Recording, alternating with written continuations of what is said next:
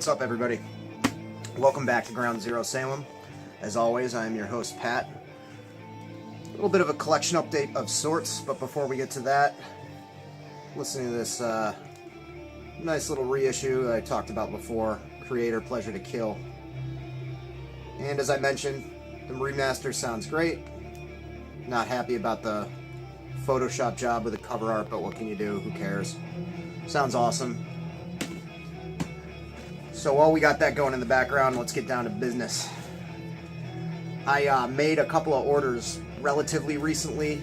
Been kind of waylaid from listening to music that I want to listen to, because I've been knee-deep in this tape trade for my buddy Mario down in Costa Rica. I just wrapped that up literally this morning, sent it out, and much to my chagrin I forgot a few of the inserts, so gotta send that out tomorrow. No big deal, really. But anyways, made an order from 20 Buck Spin as part of their July 4th sale, and for Father's Day I got a $100 gift certificate to Dark Descent. So this is some of that stuff. I've been cleaning. Friday is my official new me day, now that my kid is in full-time daycare. So I've just been kind of puttering around the house, cleaned down here, cleaned up all the photocopies and crap that was left out from the tape trade. And to kick things off, this was part of the 20 Buck Spin order. When I saw this up on their site, I knew I needed to grab it. Cyanide. So hard to read, and I know the name of this. World Peace 6 Feet Under. You know, total like notebook style, like graphite pencil style. I've actually had a digital copy of this downloaded for years and years now. Picked it up originally on the True Punk Metal blog spot that Nate Wilson does. Nate is an incredibly prolific guy that's played in a ton of awesome hardcore bands, including Devoid of Faith, Failures, and some others. He ran Gloom Records from the 90s into the late 2000s, I think. He's a guy who was the first person to put out Toxic Holocaust, as well as Night Shock's Terror. Runs a great, not distro, but he's a seller on Discogs under Crypto Comics. Fucking awesome stuff that he does. And his blog was great. All kinds of weird metal and hardcore and punk and a lot of oddball crossover. This definitely falls under that. It's a Jersey band from the late 80s. Sounds like a scrappier, less well-produced, Ludacris, kind of Crumbsuckers-y kind of stuff. Kind of fast-shouted vocals, a lot of fast triple-picking, palm muting kind of stuff. Very punk in spirit. This came out, not sure what the actual label it was re-released on, but the original imprint was Mother Records. That great center label with the sick guns, bicep action with the knife there. It's on red. It's cool. It's got two inserts. One is bio. There's the guys at the bottom. They're all poofy-haired fucking Hesher dudes. No punks or skins in that. Collage on the back there. Other insert just has lyrics. Really great stuff. Certainly if you like thrash, crossover, hardcore kind of stuff from the East Coast from that era, which I am a very big fan of, as you might know if you watch the channel, this will hit the spot. It's not as good as the bands I mentioned, but definitely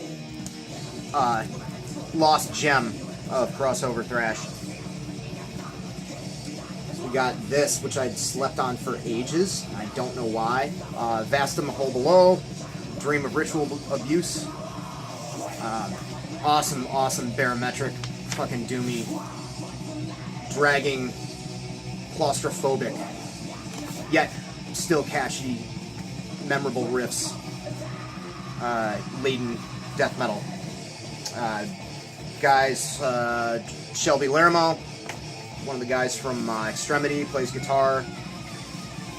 See maybe some similarities in the riffs. I don't even know if Shelby wrote the stuff on this, to be honest, but it has a similar kind of feel somewhat a little bit in the guitar work to Extremity, but obviously Extremity is more of a wild and woolly, old school death, you know, grindy kind of thing. This is more of its own animal. This is very original. It doesn't really sound like anybody else. Doesn't sound like a specific era or region or anything like that, and it's excellent. I think it's going to be a modern classic, heralded as a modern classic, like Carnal Passages by Cruciamentium, Beyond Fatal Power and Death. It's going to be of that caliber. I think when people look back on it, great fucking record, and I need more stuff by them now. This was part of the Dark Descent order. This is a Morbius, originally a demo, sort of, Shades Below. It was like an album-length demo. It was never released on LP back in the day. It was circulated as a tape. This band was from, I believe, Virginia or Maryland. This was recorded at Inner Ear Studios with Don Zientra, I think. Fucking great early 90s death metal. Also has, like, its share of, like, atmospherics with some synths and some interesting background stuff going on. Also doomy in parts, but also has that awesome, still kind of rooted in thrash, kind of early 90s death metal. The production is really interesting because you have this guy that produced all these classic DC hardcore bands. He recorded almost everything on Discord. They were on Discord, you name it, he probably produced it. And here he is producing a death metal band. He also produced some early Deceased stuff. The production is very in-your-face and punchy and kind of dry. And I like it. You know, it's very, like, almost kind of sparse production, but I dig it. So, yeah, great early 90s death metal. This was another $20 spin. Needed to snatch this as soon as I could. I love the full length from last year. Screams from a Tomb Below, I think, something like that. This is Poison Blood by Witch Vomit. This is on this crazy Fight in the Berry Patch splatter vinyl. This is excellent. You know, I don't know if I'm really the type of guy to do like the top blah blah blah of 2017, but if I were, this would be one of the records. It's been a long time. Here's the insert for you. It's been a long time since I've listened to a record and just thrown it on again. I almost rarely ever do that. I almost always want to listen to something else. Not this puppy. Twice in a row. Probably listen to it again later today if time allows. It's, you know, rooted in Scandinavian stuff like a lot of these new school bands from the West Coast are. But there's a lot of tremolo picking and melodies and stuff. The catchiness is really, and the riff structures are really like just heads and tails above everything going on in death metal right now, I feel. Just really great hummable melodies. Just fucking awesome, heavy, catchy death metal, low growls. And then not a complete Sunlight Studios type of homage either. I mean, it's got its own thing going on. It's kind of hard for me to put my finger on, but excellent LP, mini LP.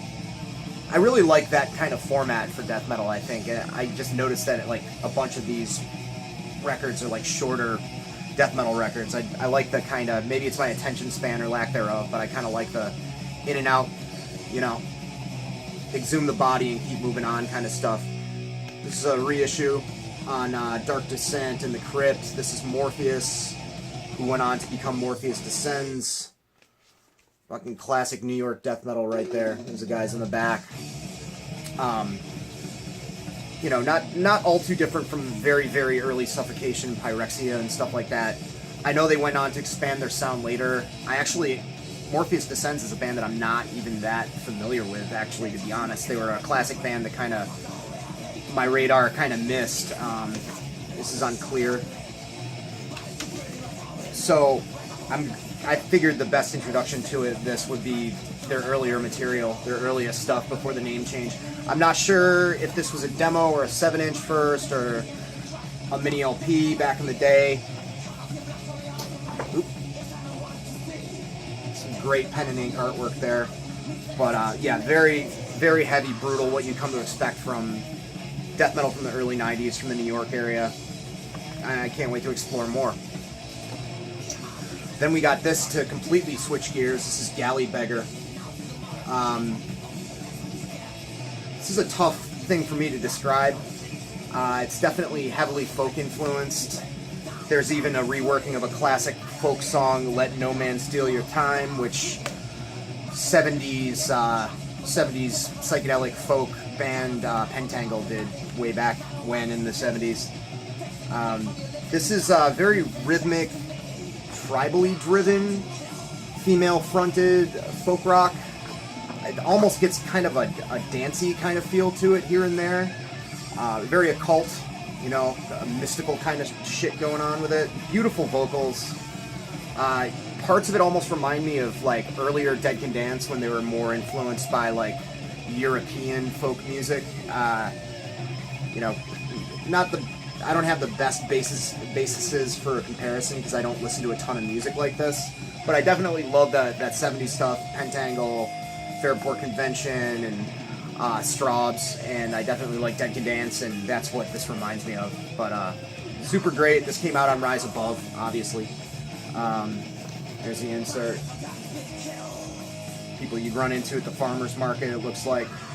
Yeah, real fucking great release, though. Then Full of Hell, Trumpeting Ecstasy. This is something I've been hearing about all year long. I'm not sure if this was 2017 or 2016. It's a band that I wrote off for a long time because I'm always kind of wary about bands that were like dudes that came from the hardcore scene that kind of are playing grindy or death metal-y stuff, which is a dumb hang-up, you know. I think it was because that band Black Breath I never really cared for too much, and I feel like this band and Nails, who are both good, you know, I just didn't really give a shot. Didn't really give them a shot, but I decided to check this out because of Ross's review of them, Ross Hodo's review, and I am a dumb fuck for not being into this sooner, I'll tell you that much.